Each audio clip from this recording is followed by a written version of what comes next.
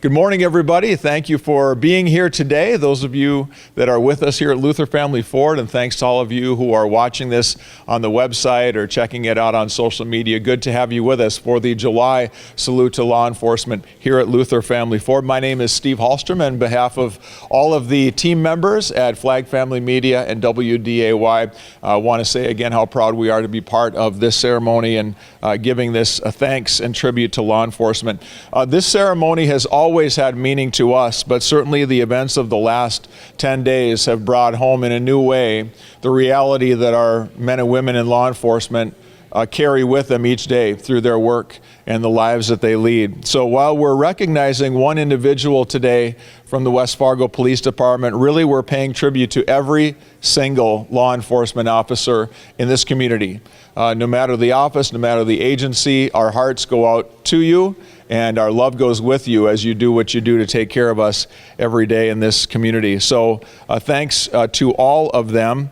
And Brian, we've been doing this now for several years. This is, I guess, kind of for us too, the first time we've done this after something as significant as what happened with Officer Wallin. And it just reminds us all again how important what it is to support law enforcement in this community. Yeah, I mean, things like this happen and it really brings it home, you know, what job these guys have to go out and do every day. Yeah. They never know what's going to happen and if they're going to make it home at the end of shift. So we're really grateful to have them out there protecting us. Yeah. And those of you who don't know that Brian himself was in law enforcement a number of years ago, and so he's said to me a number of times as we've done this how meaningful this is to him too. So thank you, Brian, for doing this. We were going to do this last Monday, but out of respect for the Wallin family and wanting the funeral to take place this past weekend, we decided to move back a week. So we're glad to be back here with you today. Want to send a special welcome to Chief Otterness from West Fargo PD. Thank you, Dennis, for your leadership, and we'll visit with you here in a couple minutes as well. Men and women of the West Fargo Police Department and all the local law enforcement officers serve us 24/7, 365, and we're very proud to be here today. And so with that being said, it's time to meet this month's honoree, and I'm happy to introduce you this morning to Patrol Officer Tucker Dehmlow. If we could give him a round of applause and congratulations for the honoree today. I'm going to read a little bit about Tucker, and then we'll visit with him and hear from him a little bit. Dehmlow grew up in Renville, Minnesota. Am I saying that right, Dehmlow? Yep. Very good. And graduated from Central Minnesota Christian School in 2020. He graduated from Alexandria Technical and Community College in 2022 with his degree in law enforcement. During his time at Alex Tech, he also completed the Police Skills Program. He's a member of the West Fargo Police Department Bike Patrol. And prior to being hired as patrol officer for the West Fargo PD, Dehmlow worked on a turkey farm located in Prinsburg, Minnesota. When he's not working, he enjoys hunting, golfing, and camping. He was newly married in November of 2022.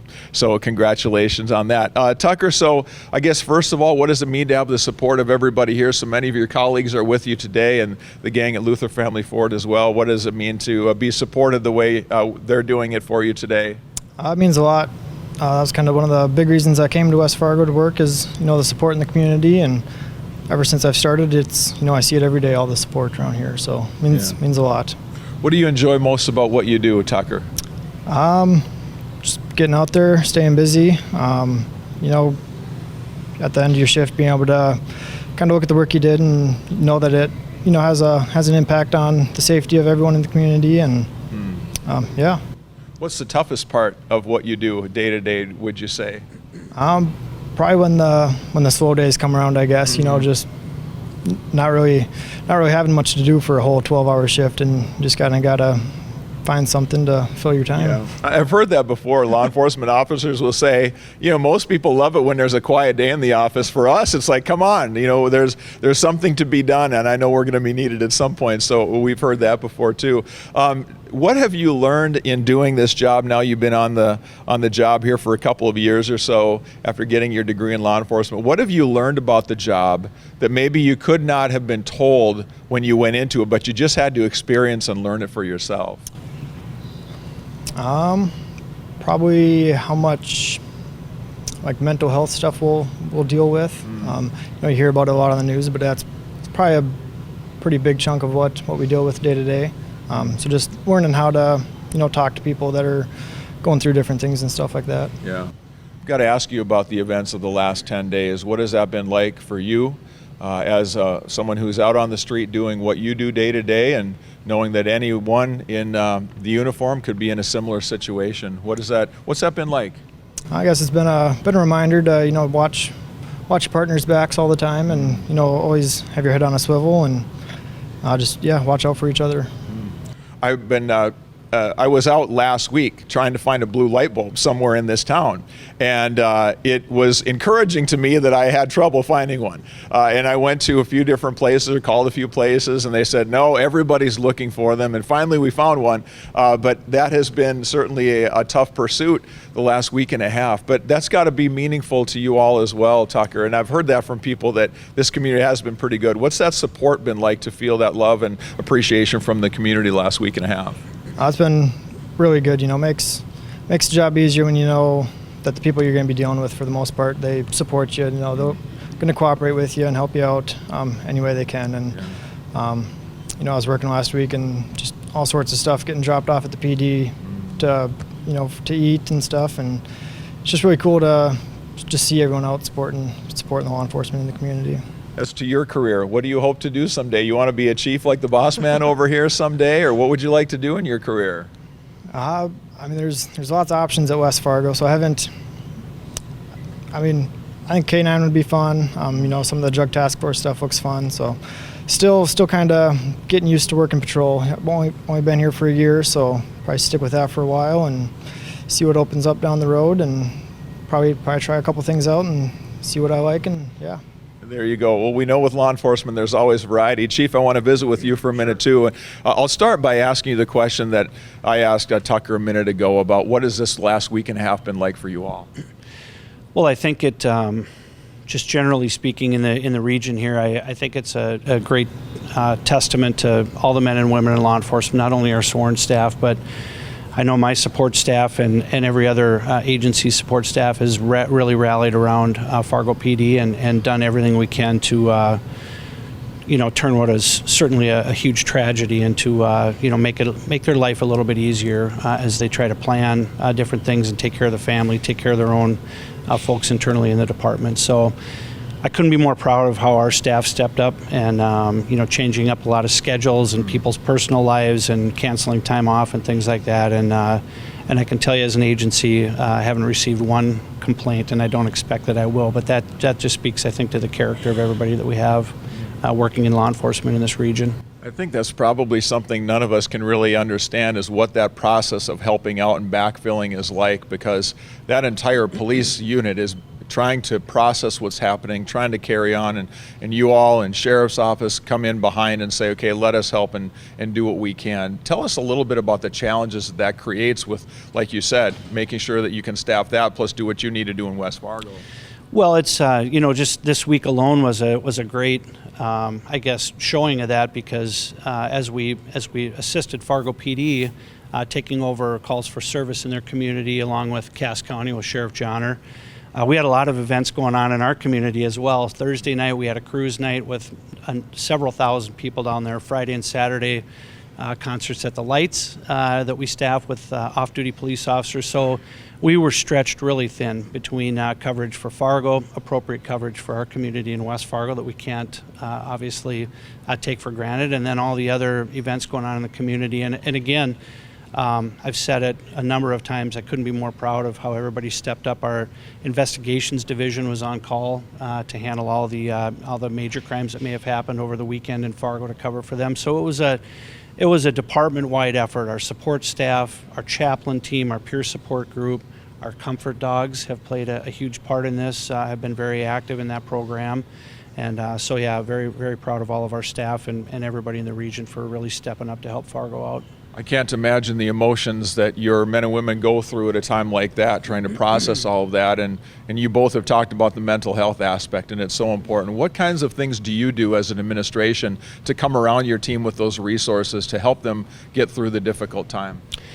Well, as we've talked about a number of times, what we're doing on behalf of Fargo is really paybacks for a lot of things that they did for us a couple of years ago when we lost Lieutenant Adam Gustafson. So We have a very robust and active peer support group. Our officer wellness programs that we have in place, both from a three-pronged approach that I talk to my staff about, physically, spiritually, and mentally being healthy. And so, again, our peer support team, that whole group of folks that's around to debrief on critical incidents, certainly things like this that we were involved in with Fargo.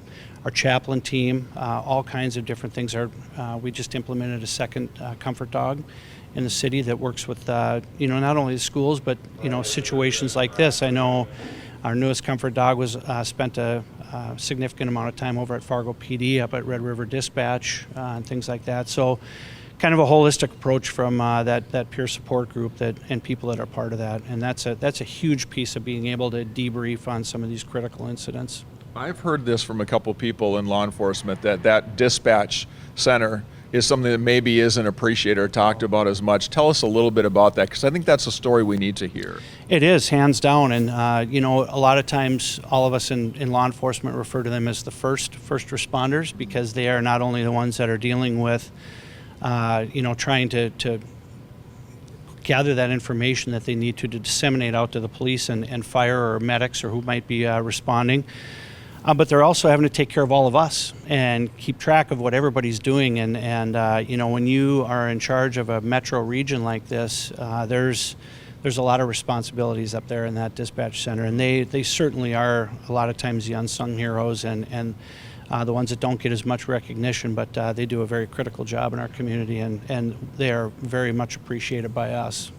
Speaking of being appreciated, let's talk about Tucker for a minute. Yeah. Tell me a little bit about what he's meant to your team here in the year or so that he's been on the staff. Yeah, I had the good fortune of being able to interview Tucker and hire him as a police officer here in West Fargo, and he is a great example of, I think, the character and the work ethic and just the quality of people that we have out policing our community. And he has obviously, in the short time that he's been here, a little over a year, made a pretty big impact on his peers and his supervisors to have, to be able to be selected to put in for this award, but be the one that receives it from our department too. So I think that speaks volumes about his character and a work ethic, and we're very thankful that he's part of our West Fargo team. Yeah, for sure. Appreciate that, Chief. Thanks so much. I can tell you, having been on the radio doing some live coverage when everything started happening, and then with the events of the last week or so, the support that we've heard. We were on the air for hours after the incident happened and then after the first press conference, and the number one message that we heard over and over was, thank God we have great law enforcement in this community. And so these men and women are a huge part of that, and we thank all of you for doing what you do, and know that this community does support you guys and ladies in a big way, for sure. Luther Family Ford is donating a $100 gift card as well to Officer Dehmlow, and he'll be paying that forward to a place that would be meaningful to him in the days ahead as well. Sandy's Donuts also saying their thanks. We'll be delivering some goodies to the department and here at Luther Family Ford as well. We have an honoree section on our website, am1100theflag.com, where we'll be putting Tucker's biography and some other information on there, so you can check that out as well.